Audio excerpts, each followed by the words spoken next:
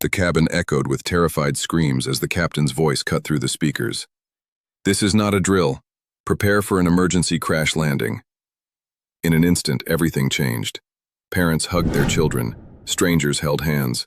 Some whispered final prayers while others hurried to record goodbye messages for the families they believed they would never see again. At 36,000 feet, hope seemed to disappear with every passing second. Then something happened that no one could have imagined. A quiet, middle-aged man from seat 14C calmly unbuckled his seatbelt and walked toward the locked cockpit door. His clothes made him look like an ordinary farmer, but there wasn't a trace of fear on his face. He knocked firmly and spoke only 4 words. "Let me fly her." The flight attendants froze. The captain had less than 4 minutes before disaster. Trusting this stranger sounded impossible, but it might be the only chance everyone had. Before we begin, comment below and tell us where you're watching from. Just 15 minutes earlier, Flight 582 looked like any other peaceful afternoon flight. The aircraft cruised smoothly above endless mountain ranges, floating through a cloudless sky as sunlight poured through the cabin windows.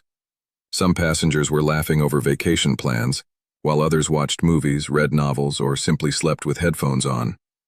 A little boy pressed his face against the window, fascinated by the world below, and a newly married couple quietly planned their future together. Then everything changed. Without warning, the familiar chime echoed through the cabin. The captain's voice came over the speakers, but this time it carried none of the calm confidence passengers expected. "Ladies and gentlemen, we've suffered multiple critical system failures. Please fasten your seatbelts immediately." The smiles vanished. Within seconds, flight attendants rushed down the aisle, securing the cabin with unusual urgency. Then came the words no traveler ever wants to hear. "Prepare for an emergency crash landing." The cheerful cabin instantly became a place filled with fear, silence, and desperate prayers. While fear spread through every row of the aircraft, one passenger remained strangely calm. Seat 14C belonged to Jack Harper, a 55-year-old man wearing faded denim, dusty work boots, and a weathered ranch jacket. To everyone around him, he looked like someone returning home after selling livestock at a county market. The nervous businessman beside him couldn't stop shaking. Are we really going to die?" he whispered. Jack didn't answer. Instead, he quietly studied the damaged left wing through the window. His eyes weren't filled with panic. They were analyzing every vibration, every movement, every piece of twisted metal. Then he slowly closed his eyes for a brief moment, as if memories from another life had suddenly returned. Years before becoming a rancher, Jack had spent over 2 decades as one of the military's elite experimental fighter test pilots. He had flown aircraft few people even knew existed, surviving missions that demanded absolute precision under impossible conditions. Looking at this crippled airliner, he recognized something no one else could see. The aircraft still had one final chance, if someone knew exactly how to use it. Jack released his seatbelt with a quiet click and stood up. Around him, terrified passengers clung to their loved ones, but he walked forward with the calm confidence of a man who had faced death before. A flight attendant rushed toward him. "Sir, please sit down, it's too dangerous." Jack looked directly into her eyes. "My name is Jack Harper," he said steadily. "I served 23 years as a military test pilot. I've handled aircraft with damage like this before. Every second we waste brings this plane closer to the ground. I need to speak with the captain immediately." There was no panic in his voice, only certainty. The flight attendant hesitated. She had been trained to stop passengers from approaching the cockpit, but something about Jack's composure made her pause. Against every normal procedure, she escorted him forward. He knocked firmly on the reinforced cockpit door. When it opened, flashing warning lights filled the cramped cockpit. The captain looked exhausted, fighting desperately to keep the aircraft level. Jack took one glance at the instruments and quietly said, "I know exactly what's happening to your airplane, and I believe I can save it." The cockpit fell completely silent. Captain Ethan Cole stared at the stranger standing in his doorway. Outside the windshield, the aircraft shuddered violently as another warning alarm screamed through the cockpit. "You expect me to hand over a passenger jet to a man I've never met?" the captain asked. Jack didn't flinch. "No," he replied calmly. "I'm asking you to give 216 people a chance to go home." He stepped closer to the instrument panel, studying the flashing warnings for only a few seconds. You're forcing the airplane to stay level, he explained. That's exactly what's draining the little control you have left. The damaged wing isn't your biggest enemy anymore. It's the way you're fighting it. The first officer looked confused.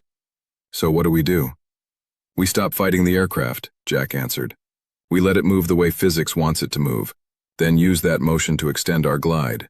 It's risky, but it's the only path that gives us a landing instead of a crash. The captain glanced at the rapidly falling altitude display. They had less than 3 minutes left. Taking a deep breath, he slowly released his grip from the controls. I hope you're right, he whispered. Jack slid into the captain's seat. The cockpit seemed to hold its breath. Jack wrapped his hands around the control yoke for the first time in years. It felt different from the fighter jets he once flew, heavier and slower, yet the language of flight hadn't changed. Every vibration traveling through the aircraft told him a story. Captain, handle navigation, Jack ordered calmly. First officer, I need full power on the right engine. Ease the damaged engine back slowly. Don't rush it. The first officer hesitated for only a heartbeat before following his instructions. Outside, the crippled airliner rolled sharply toward its damaged wing. Back in the cabin, terrified passengers screamed as the aircraft leaned harder than ever before. Many believed the end had finally come, but inside the cockpit, Jack's eyes stayed fixed on the instruments. Good, he murmured. She's responding. The descent rate began to slow. For the first time since the emergency started, the altitude wasn't disappearing as quickly. It wasn't a miracle. It was physics. Then the captain pointed through the windshield. I've found something, he said. A long stretch of highway, about 40 miles ahead. Jack nodded. If we can keep her flying just a few more minutes, he whispered, we might actually make it. Every passing second felt like a lifetime. The damaged aircraft continued racing toward the ground while Jack made tiny, precise movements on the controls. His hands never jerked or overreacted. Years of experience had taught him that frightened pilots fight an airplane, but skilled pilots learn to work with it. Altitude? Jack asked. 5,000 feet, the first officer answered. Distance to the highway? 23 miles. And closing. Jack's eyes never left the horizon. Not enough, he whispered. We need one more gamble. The captain looked at him. What are you thinking? Jack took a slow breath. I'm going to level the wings. Both pilots stared at him in disbelief. If I do it too early, the damaged wing could snap apart. If I wait too long, we'll never reach the highway. A deep groan echoed through the aircraft as the cracked wing flexed under enormous pressure. Now, Jack commanded. He smoothly rolled the aircraft out of its steep bank. The entire plane shuddered violently. Warning alarms screamed. For one terrifying moment, the controls felt almost weightless. Then, the aircraft steadied. Straight ahead, breaking through the mountains, a narrow ribbon of asphalt finally appeared. Their only chance was waiting. The highway grew larger with every heartbeat. Inside the cabin, passengers remained locked in the brace position, many whispering final prayers. Some squeezed their eyes shut, unable to face what they believed would be their last moments. Landing gear is down, the first officer announced nervously. Jack nodded once. No second chances, he said quietly. The aircraft burst over the treetops at breathtaking speed.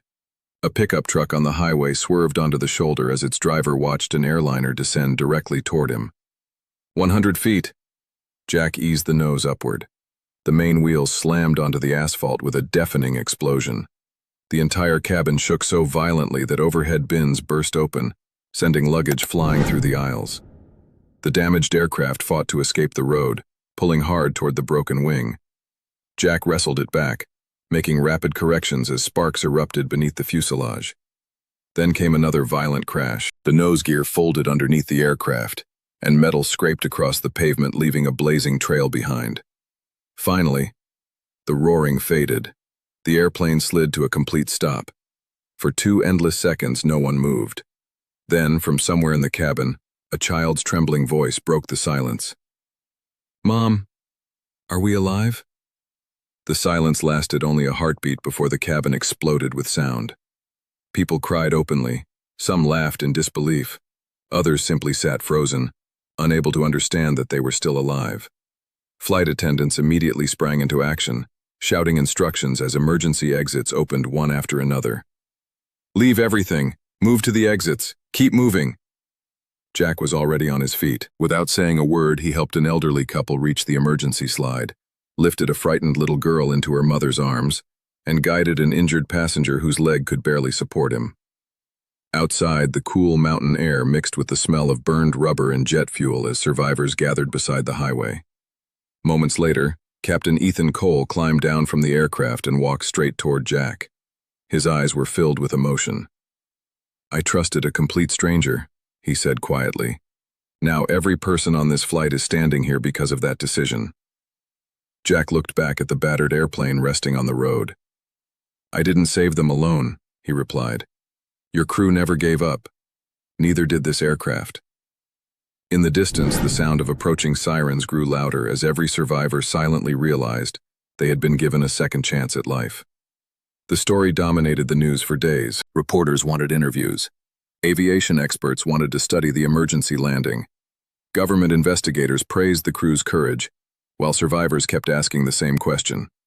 Who was the man in seat 14C? But Jack Harper wasn't interested in becoming a celebrity. 3 days later, he was back at his quiet ranch, repairing fences beneath an open sky, as though nothing extraordinary had happened. His phone rang constantly with television offers, award ceremonies, and newspaper requests. One by one, he politely turned them down. Only one envelope caught his attention. It came from a father who had been sitting near the back of the aircraft. "Because of you," the letter read, "my daughters still have their dad. They'll grow up with memories because you refuse to give up." Jack folded the letter carefully and smiled. "The real heroes," he whispered, looking toward the endless horizon, "are the people who choose courage when fear tells them to quit." Far above his ranch, another passenger plane crossed the evening sky. This time, everyone on board would reach home safely, never knowing that one retired pilot had quietly helped make the skies a little safer for them all. The greatest heroes aren't always wearing uniforms. Sometimes they're sitting quietly in seat 14C, waiting for the moment when courage calls.